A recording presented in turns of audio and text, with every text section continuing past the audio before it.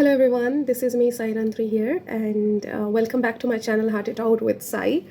I was busy with some personal work, so last 3 months was a little, going chaotic and hectic for me. So I was not posting much videos. I was not making content. I'm really sorry for that, but now I'm back, and I will be posting more often videos. So today's topic would be related to child mental health care and related to children. So in psychology, one of my favorite interest area is child psychology and the mental well-being and psychological well-being of children.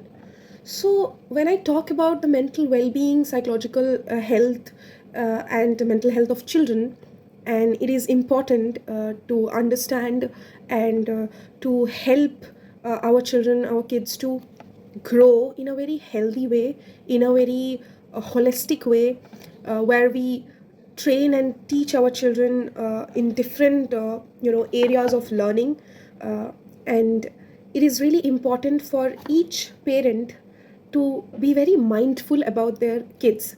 And when I say about mindful, so there would be certain things, certain knowledge required for each parent. And it's not only just the mothers, but also the fathers, both the parent should be equally mindful and should be equally giving those, time and attention to the kid or to their children. So when I say this, it is important. So nowadays you can see most of the parents are busy with their work life and they're not paying much attention to the kids. So I can understand that it is very important for working parents to deal the occupational life along with the family life.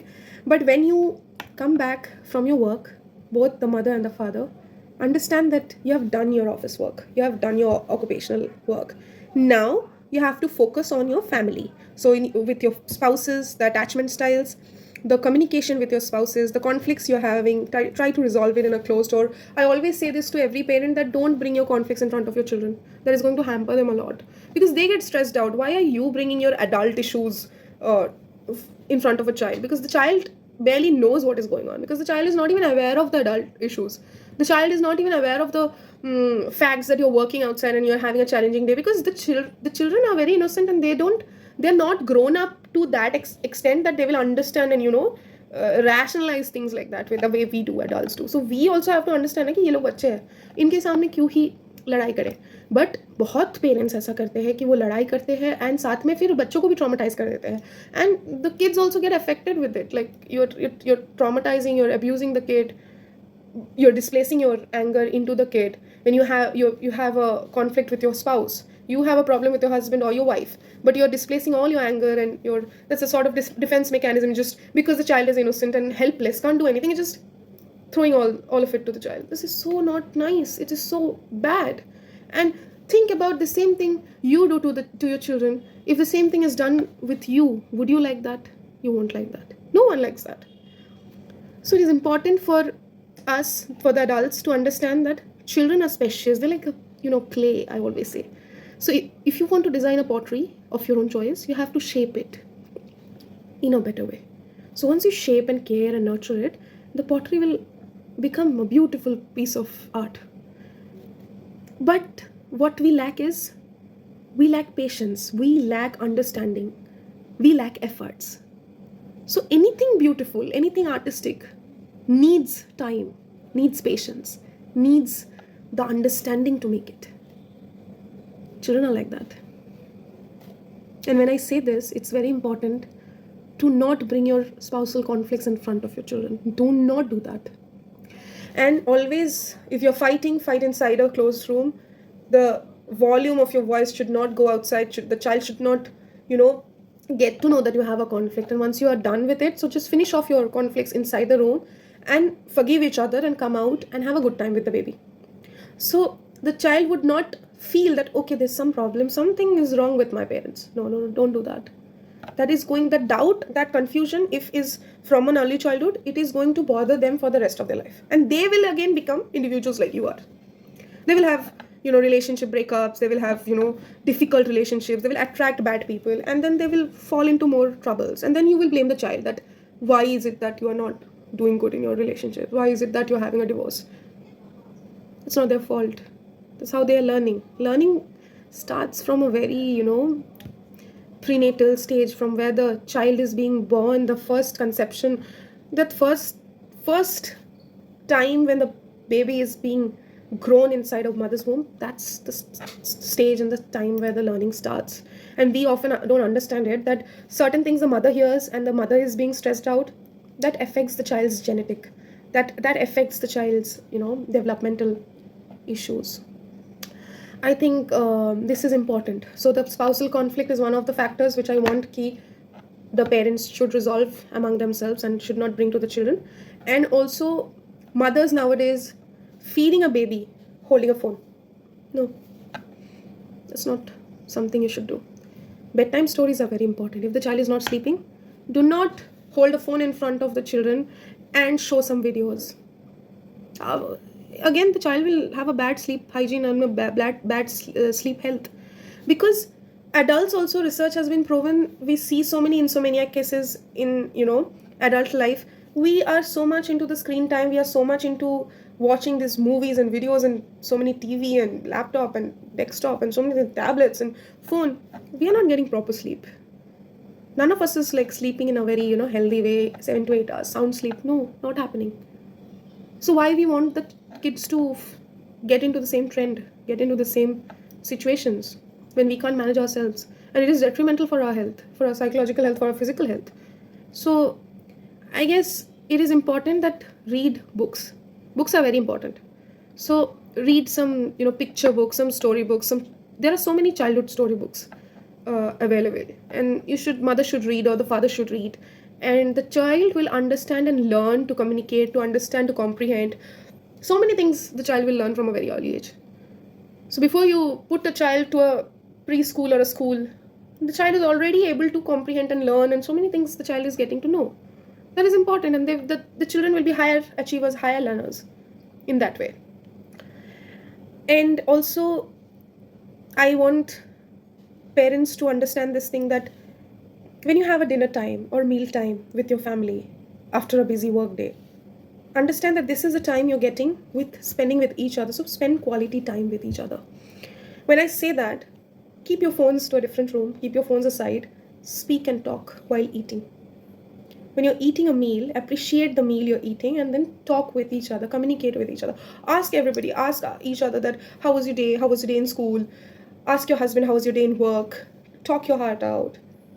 And it should be a very quality time together. Not that everybody is in their devices. Right. And I also want parents to...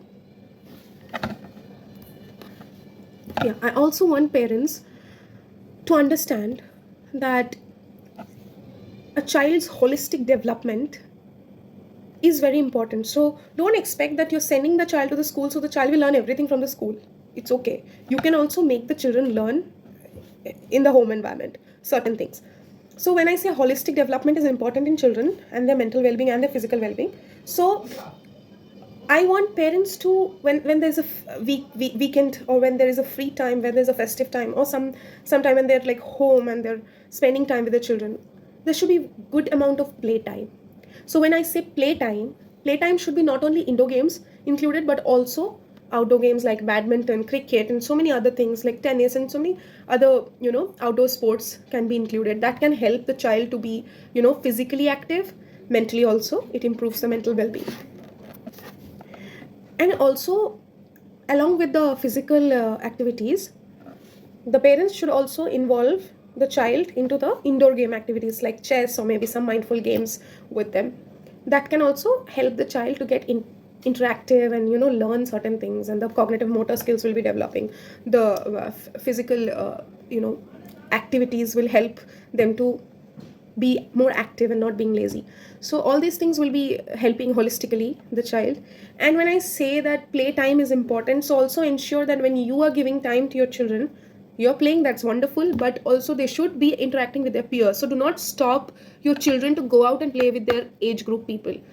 It is important peer interaction and learning from the peers, and always make them, teach your children how to be a very kind and good peer relationships, how to treat their friends with kindness, with respect, and not to beat the other kids, not to be abusive to the other kids. And when, if you see that your children are being abusive to the other kids, understand that there is some kind of observational learning happening. The child is learning from your spousal behaviors, from you and your husband, from your, each other's spousal behaviors. The child is watching, observing, and listening, and then learning those things, and then applying to the other outside kids. So that is a very dangerous sign. So once you see your children hitting other children and doing something which is like, not acceptable and is not nice for, socially it's not so nice. So you should understand that there's something wrong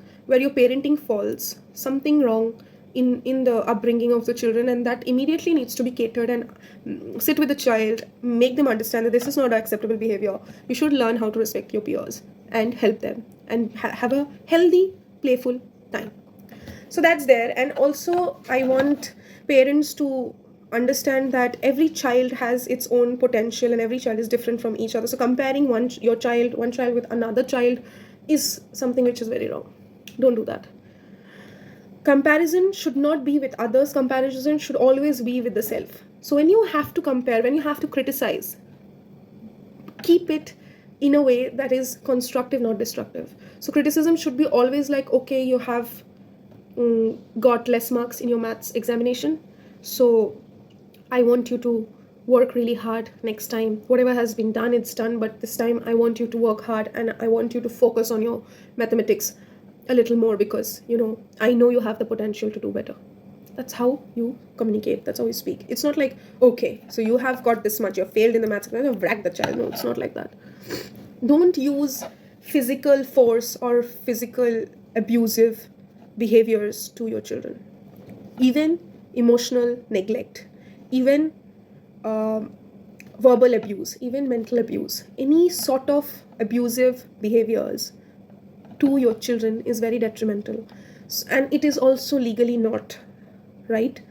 So there can be legal actions taken against such parents. It's there, and the mental health of the child gets really affected by it. So I would request all the parents to be mindful in such things. When I say about being mindful, they have to understand the importance of their children's mental health, their children's psychological well-being. And also I want parents to understand themselves first, how they are as the parent, how they are as individuals. Are they having rageful behaviors?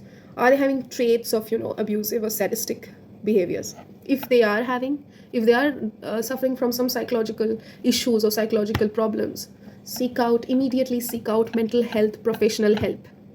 So once you go for a therapy, you can identify and understand your drawbacks and your flaws, and you can work on yourself and can be mindful parents and help the child to grow in a better environment. I would request all the parents to learn about their selves, get the knowledge of their selves, and also to be able to become responsible parents.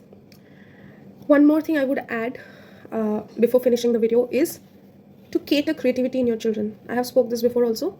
So be it, giving them a piece of paper or a drawing book, some colors, let them paint, or maybe dancing with your kids, or maybe appreciating your kids' talents. If they have like good talent in music or some dance or something which is a creative form, parents should appreciate and make a environment for the child to learn those activities, and can pursue also. If the child wants, then let them pursue also, because not everybody would become an Einstein, or not everybody would become scientists. So I think all children are different, and they have immense potential in different variety of fields.